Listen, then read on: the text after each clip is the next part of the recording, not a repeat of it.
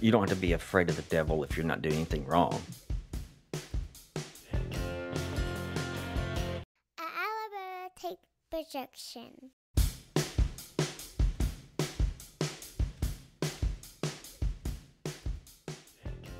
Hey everyone, welcome to Taking It Down. No intro this week. What we are is the Alabama Takes TV and streaming podcast. The Alabama Take is a website with essays and writings and thoughts and many other podcasts under the umbrella of the Alabama Take. I'm Blaine Duncan. I'm the editor in chief of the Alabama Take, but I don't run all the podcasts. So you can go on there, find them all, pick the ones you like, subscribe, give them a rating. We talk TV and streaming mostly on this podcast. And with me almost every week is Adam Morrow. He is a musician, studio and traveling, and you can hear his music well beyond what we do here. His wife, Natalie, also joins us. Natalie Morrow, who is our go-to for fantasy and sci-fi and comics and reality TV, and she keeps us in line. And who's with me now today is Donovan Ronwald. He is a media specialist from, well, he's not from New England, but that's where he's living these days. Based out of. He's based out of, that's good. Based out of New England.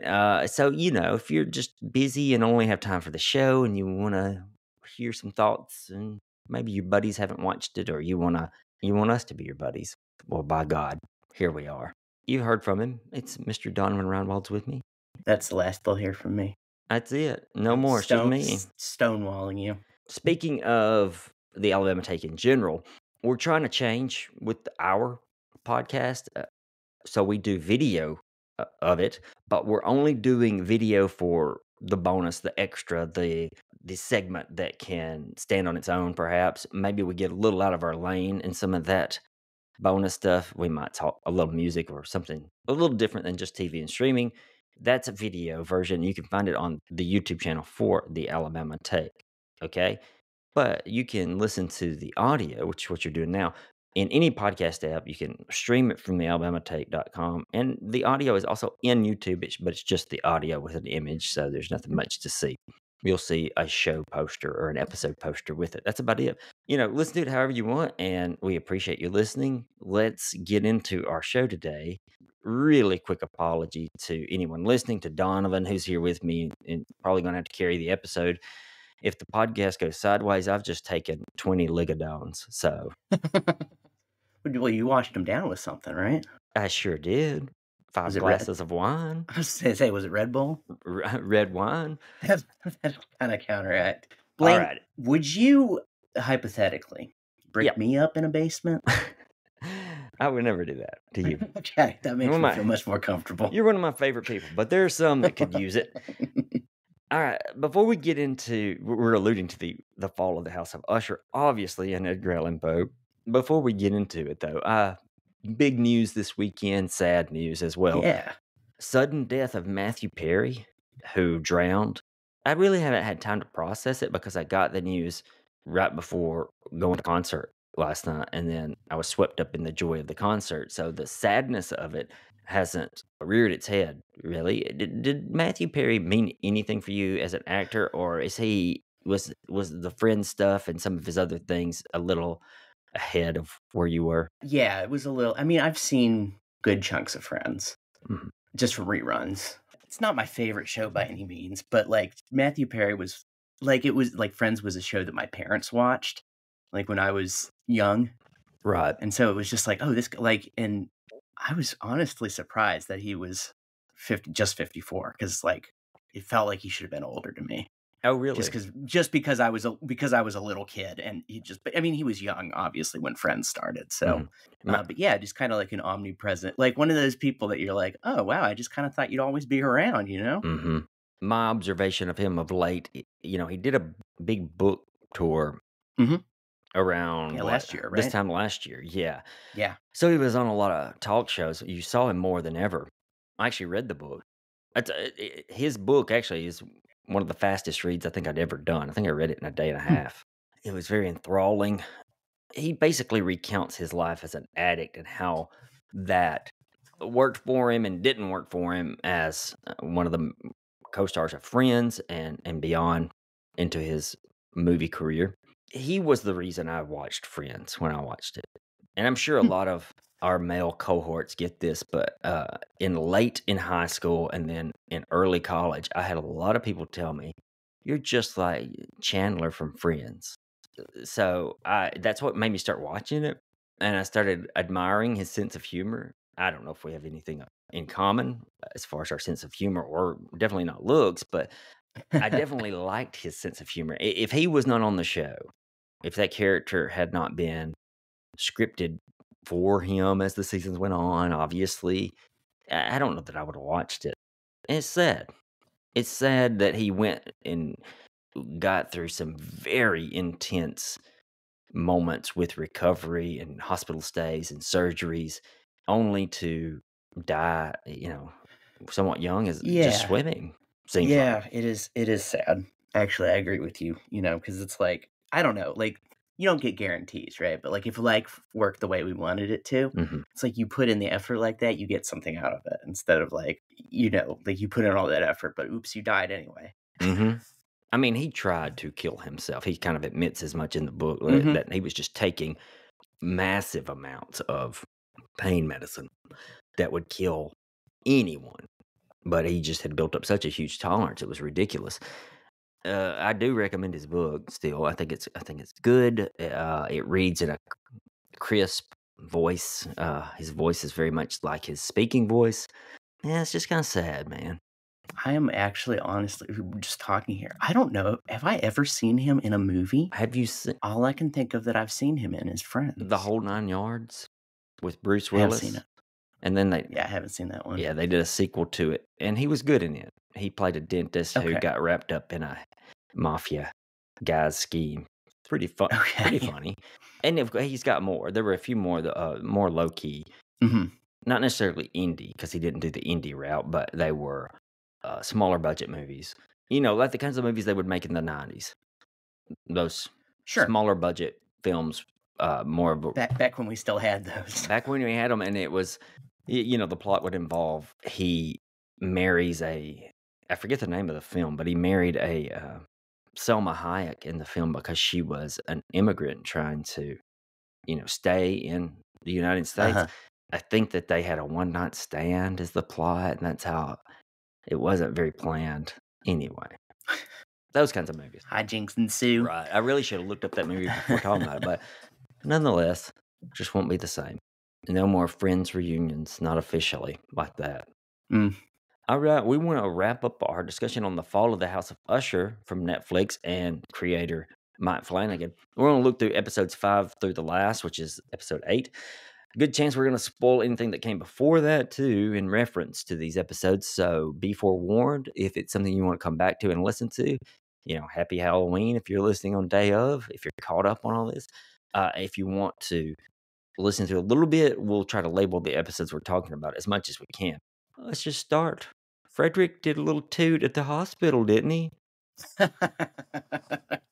More than a little, Blaine. Yeah, he did a big old rail at the hospital. I don't know why.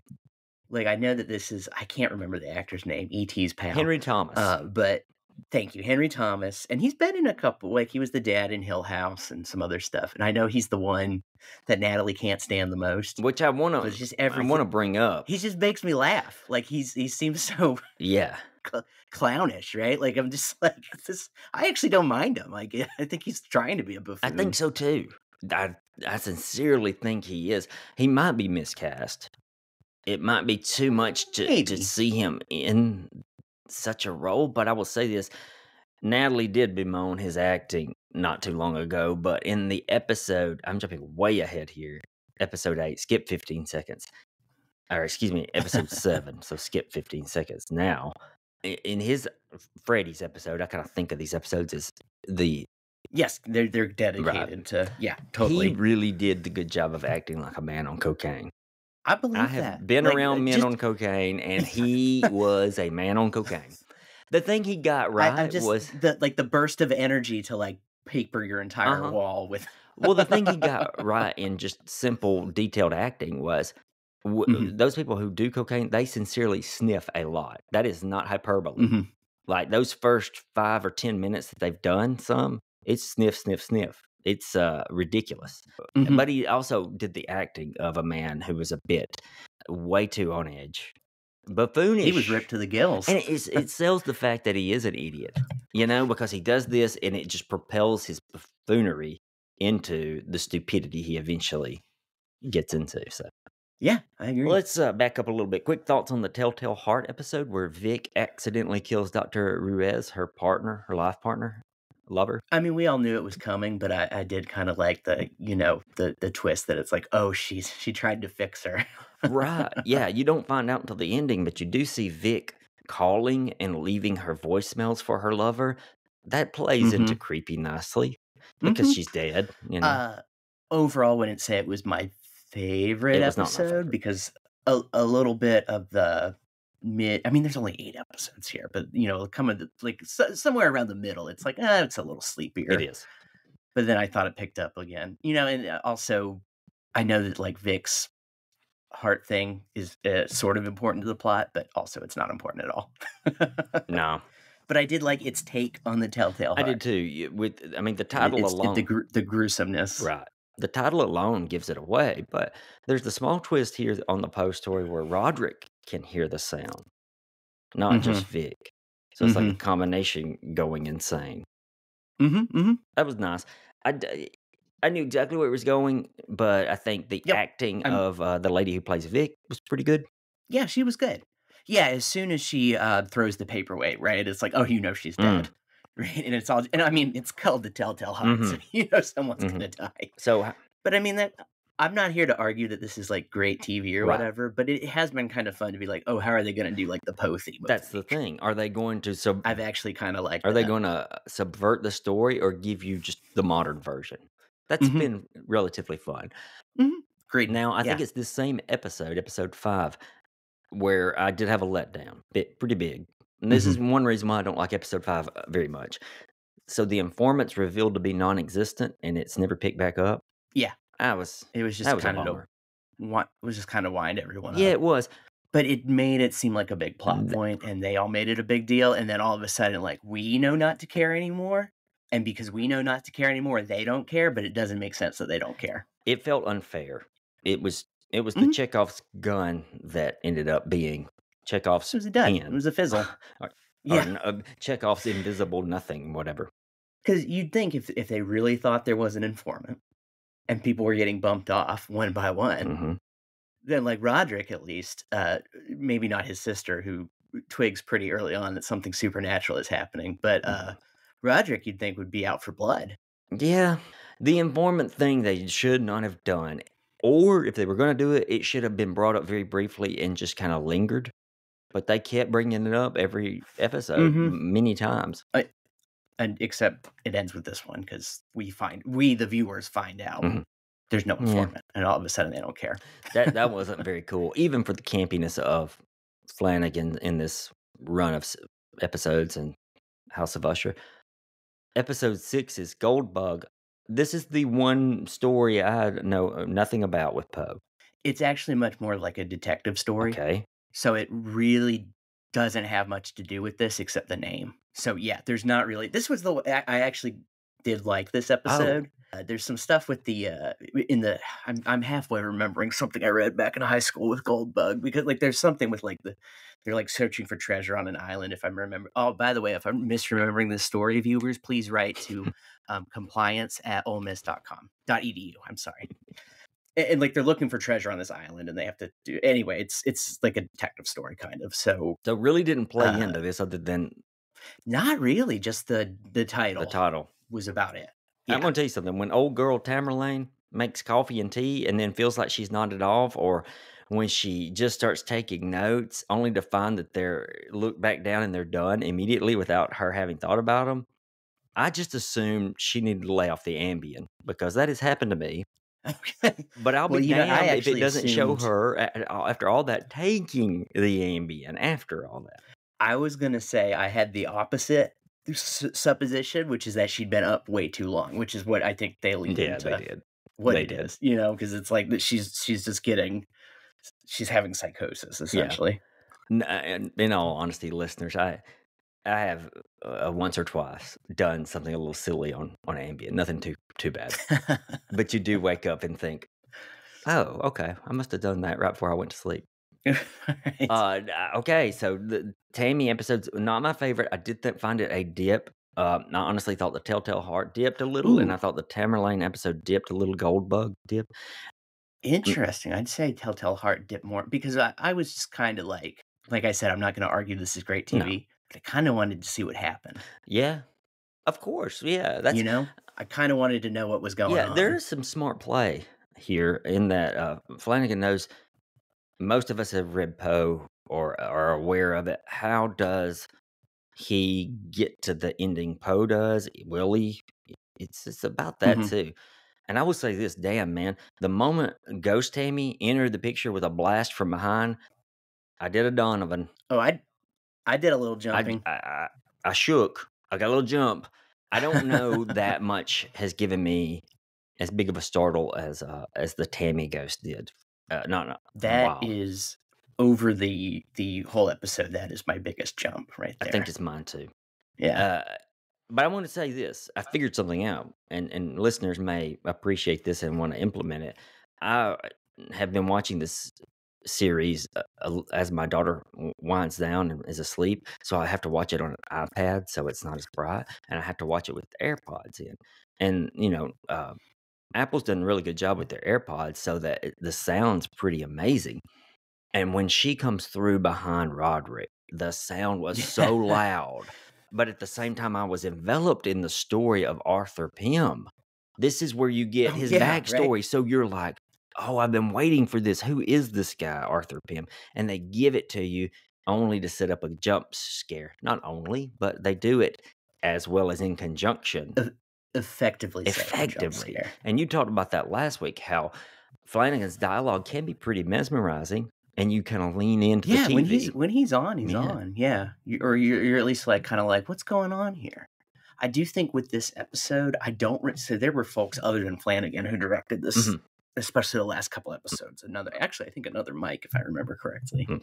I did think that the Tamerlane, and maybe it was more. There might be more style than substance, but I thought the Tamerlane episode was very good at with the camera, like only letting you see like the back of her head or the back of her and like nothing else in the room, and it's like what else is in there. Yeah, I was of the opinion that paid off with the mirrors, I agree. because it's like we finally start seeing stuff. Oh, that's a nice. Okay.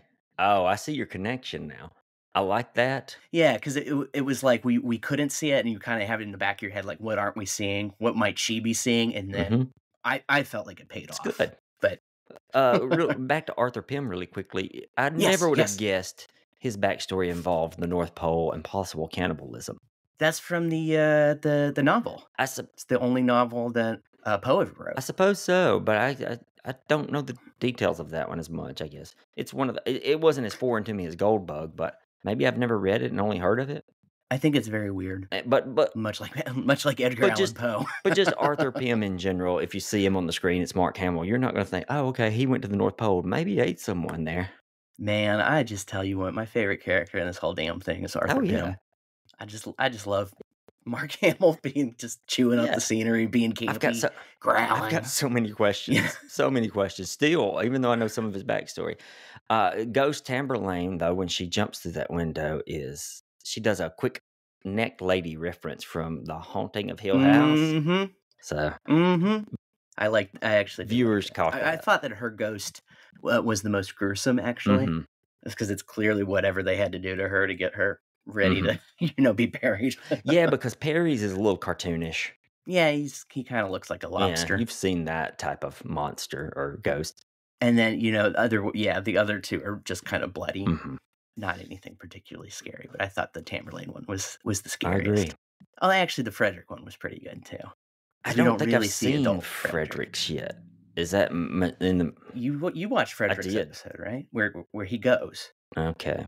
So it's when he hears Roderick hears the clock. Yes, love it. And he says to Dupin, "Oh, you can hear that too." Yes. And he's like, "Now Freddy's going to try and remind me to tell it right." Blah, blah, blah. And then all of a sudden, it's his wife, Annabelle, and Freddy. And he's holding my Freddy. God, Only Freddy's yes. been cut in half. How did I forget So I was that? like, okay, that's pretty good, because we never really see the adult Ghost Freddy. Yeah. It's something that torments him much more because he took this kid and ruined him. Right. We'll stick kind of chronologically in the episodes.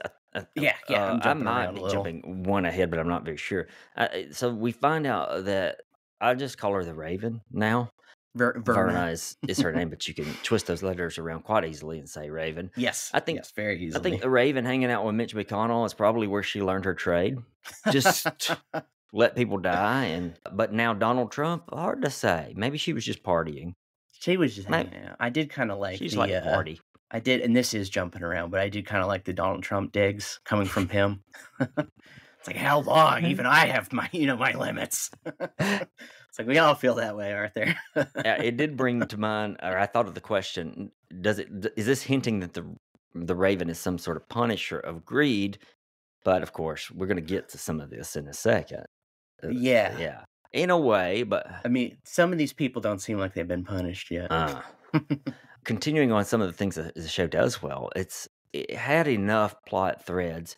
Only one of which disappointed me with the possible, informant mole, as they kept misnomering it. It's got enough plot threads and different timelines to keep me from being bored with any one character or one setting too long. It keeps the talky nature of the series from being boring. It leaves you with questions that you want answered, and it answers them. And I love that.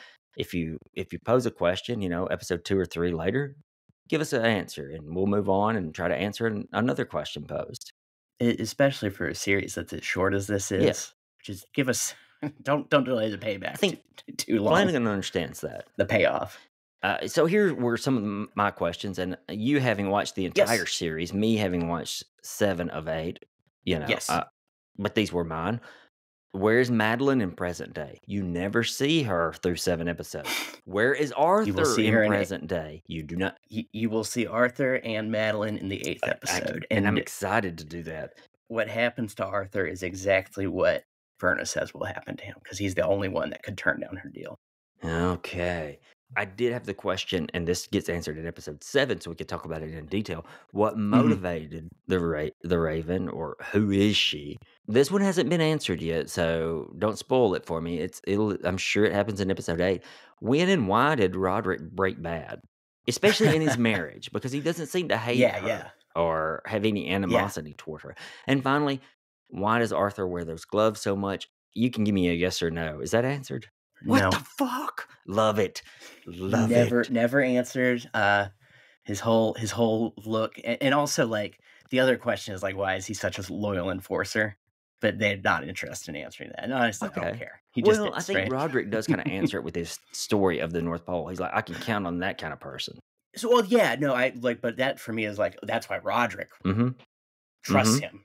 But why is Pym such a loyal fixer? Why? Okay, vice versa. Yes. Why is he so loyal to the Ushers? And he is.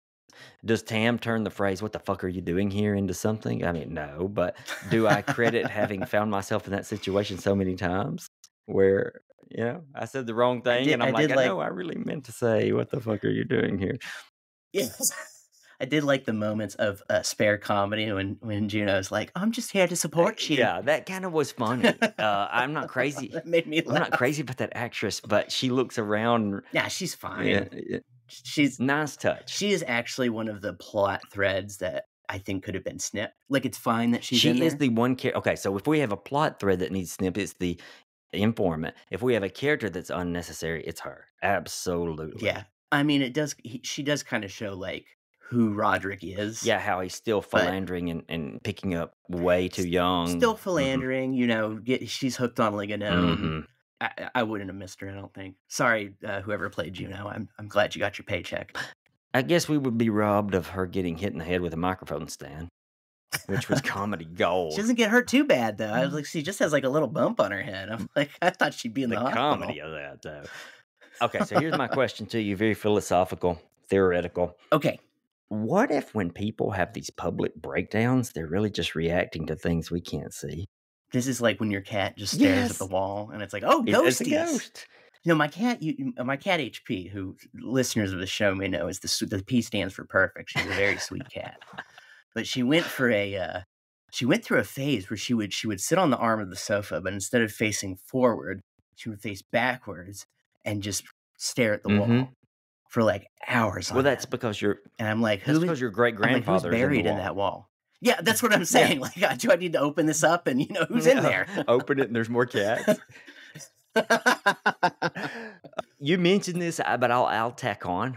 The mirrors as part of the Tammy's apartment was a nice touch for me. You mentioned how you thought it was a very intelligent choice, but I will say that she's a self-help guru, but she can't take care of Yeah. herself. So the mirrors are I thought that was kind of it She's a worked. narcissist. She's a narcissist. Exactly. Yeah.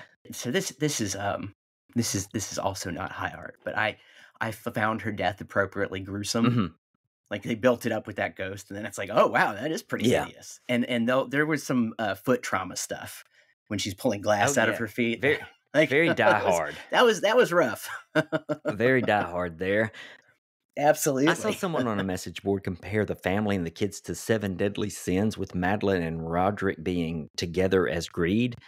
And I didn't memorize the rest, but I thought it was a fun mental exercise. I kind of like that take, yeah, because there's 6 Uh-huh. kids, and it's like Madeline and Roderick are greed, but it's also I don't know if I'm saying this right, but like there's greed, but there's also like there's ambition Mm-hmm.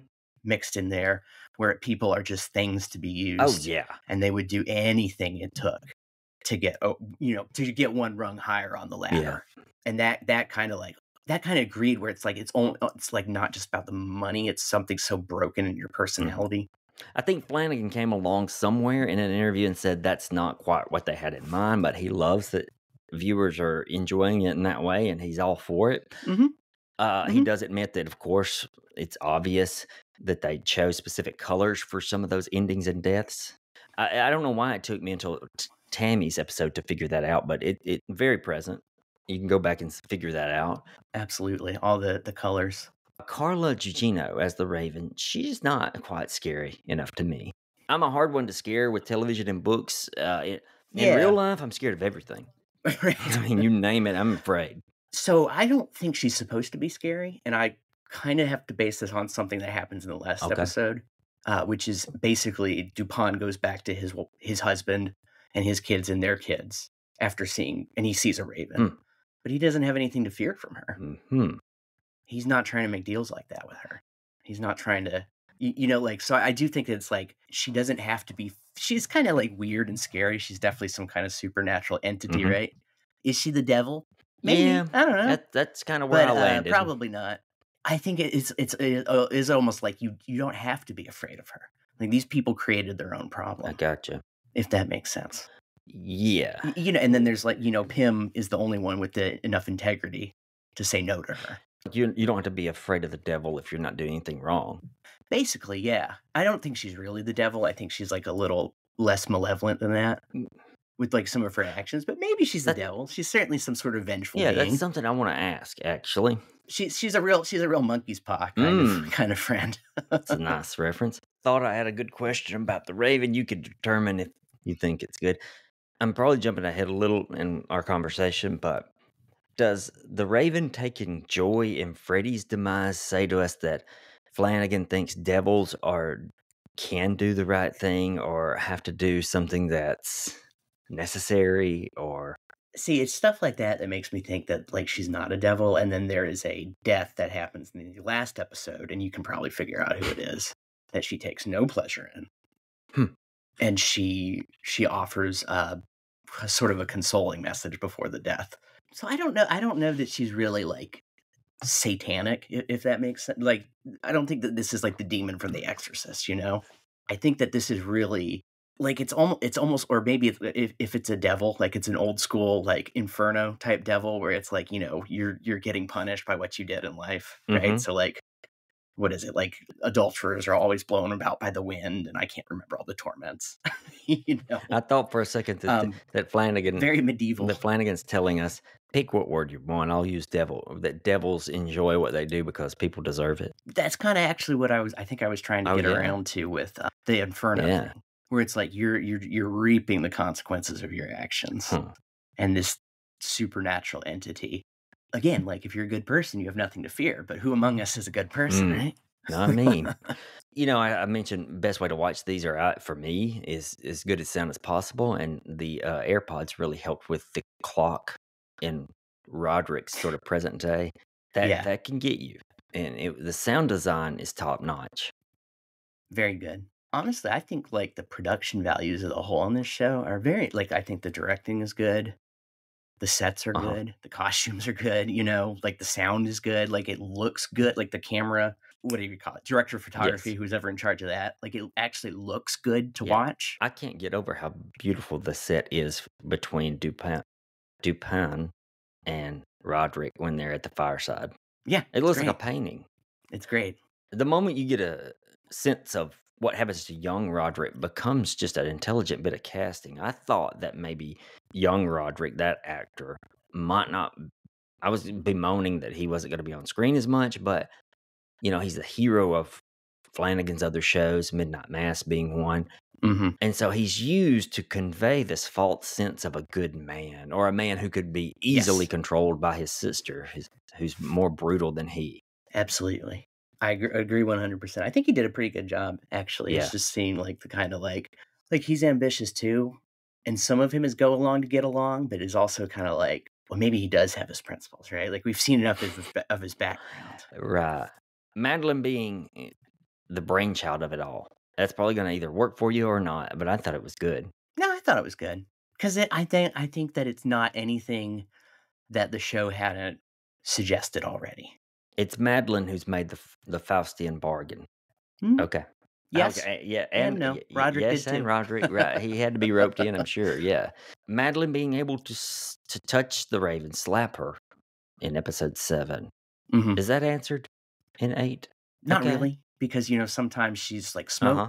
smoke. Right. Sometimes Madeline can touch her. Sometimes she can't. You saw the episode with Pim, right? Like he knocks her out and puts her body in a bag, and then the bag deflates because she's not of this earth. Huh. So Freddy's episode is episode 8. I thought that for me, having watched only 7, that was the best one of them. Yeah, I liked that one I a did lot. too. Yeah, there was a lot of good stuff going on. Really liked all the Pym stuff, just because I like Mark Hamill chewing the scenery out Hmm. there, kind of like what he did with that Yeah. character. I'll also say, like, if we're rating deaths, his was fairly gruesome. Yeah. And you do, it comes into clearer focus some of the choices Henry Thomas is making, Yes. and it works. Yeah, agreed. I also thought it was pretty good. Like, not perfect, but just the way. Yeah, like even the way. Of course, he gets stuck in there because he's going to. What was he looking for? His wife's ring? I can't remember. Yeah. Something to hurt her with, basically. Yeah. And of course he gets stuck in there. Of course he's an idiot. Of course he switched. Even with prompting, of course he switched out the powders. Yes, he's a buffoon. He switched the cocaine for the paralytic. There is a little bit where I thought, I don't think this is great acting, but like Lenore's trying to talk to him and he's bowling. And he's like, specialists are seeing her. And then Lenore goes away and he gets his strike. He's just, yeah, like just the way that he just doesn't give a shit about anything but that bowling. It's kind of funny. It made me laugh. It made me So, laugh. how do you feel about episode 8 as a cap on the whole series? Fine. Yeah. Like, it's not a horrible ending. Everything kind of comes together. You could probably, it's called The Raven. You can probably figure out what's happening in it. Okay. Chekhov's rattling in the basement is I can't appropriately. wait. Yeah, I'm excited for that because I have wondered a lot. Again, the show gets you some questions going. We find out about the bargain they made, when they made it, and why they at this made point, it. it's obvious that Roderick has at least holed up his boss up in the. But, Oh yeah, that is also addressed. Right. But when does he go Yeah. from being loyal boss who will lie under oath versus I'm gonna hold you up and brick you into the wall? That's an interesting thing I want to see play out. They don't. At least my impression of it is they don't. It's more like, oh, he was this way all along, right? Like kind of like you said, Young Roderick.